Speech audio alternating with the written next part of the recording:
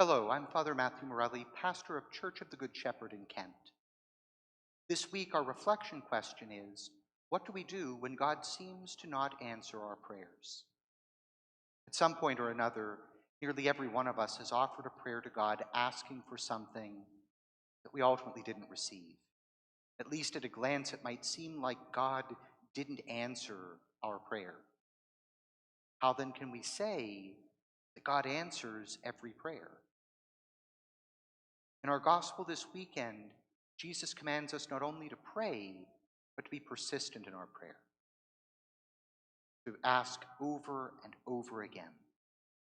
Ask and we shall receive, seek and we shall find, knock and the door shall be opened to us. The parable that Jesus tells even gives an example of a man who receives exactly what he asks for because he's persistent.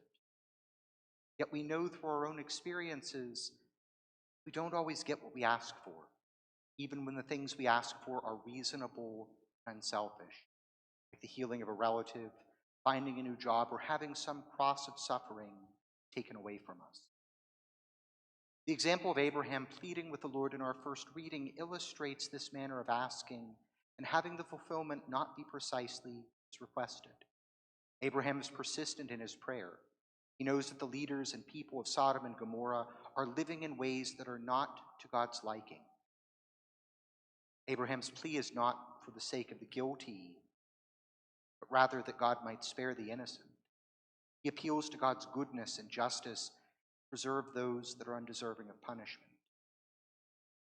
And God concedes to this plea.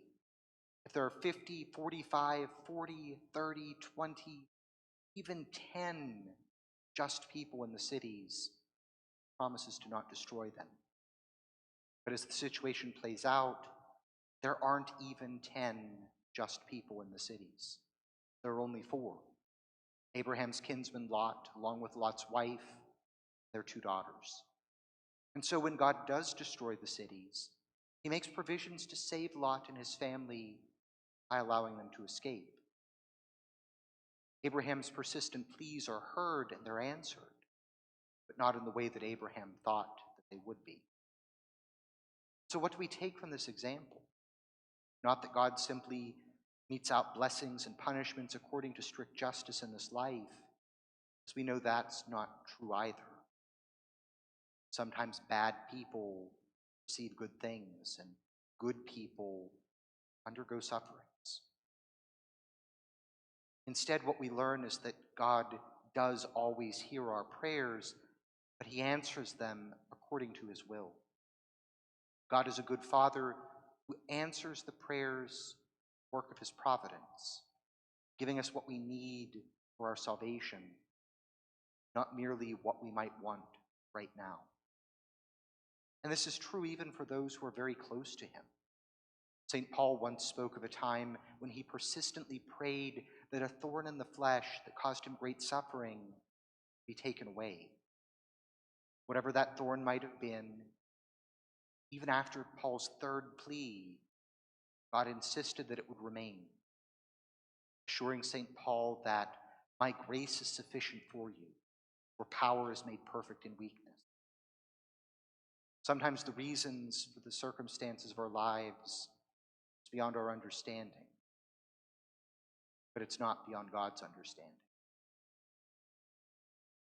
This mystery of God's response to our prayers, knowing that some are answered with no and others are answered with not yet, is at the heart of this command to persist in prayer. When we pray the Lord's Prayer, we pray, thy kingdom come, thy will be done on earth as it is in heaven.